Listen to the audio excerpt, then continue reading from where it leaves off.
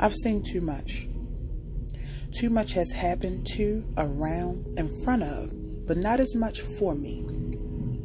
The embedded trauma and stitched pain, the weight that drags as I walk, knocking over everything around me. The disruption is silent but powerful. I'm embarrassed by the scarlet letter tattooed on my face. It's bad enough that I feel the anguish and I wear the stain. Now to add the visual, it's exposing me. I've seen too much, and now everyone else can see it too. You would think that the separation of church and state would be my saving grace, but if the church is turmoil and the state is tumultuous, does the separation help or prolong the inevitable? Misery should end. Fear must have limits. For goodness sake, it is limiting. Where's the cutoff point for sorrow? Death? Nope. That's just a transference of your pain onto those who love you. If I'm the author of my life, I say enough's enough. I've seen too much, much more than anyone should have to suffer through. I've held the hands of others dying. I've wiped the bodily fluids of those who had no control over themselves. I've lifted those whose legs gave up on them. I've supported others who could no longer hold themselves together and instead embraced their lowest point. Now I recognize that point. It's an entrance or an exit. That all depends on how you view it.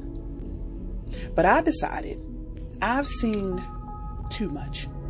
This is not a precursor to death or a suicide note. This is my declaration to myself. No more hand-holding right now unless the energy is being poured into me.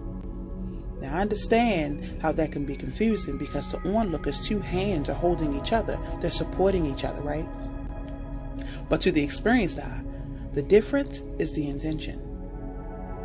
I've seen enough to know your true desires. And at this point in my life, I'd rather my hand be empty than my strength be stolen. I have seen enough. You can keep the negativity that rides in on jokes.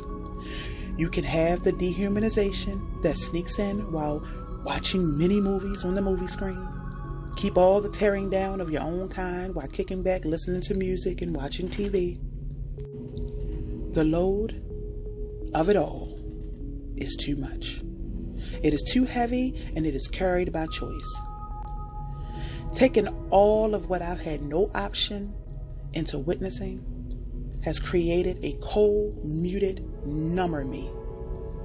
An unpenetratable version of myself. But what cannot be penetrated, if broken, cannot be fixed. And if something is unfixable, its only worth moving forward is to be seen. Now, isn't that ironic? To have seen so much that you're left with the value of sight only.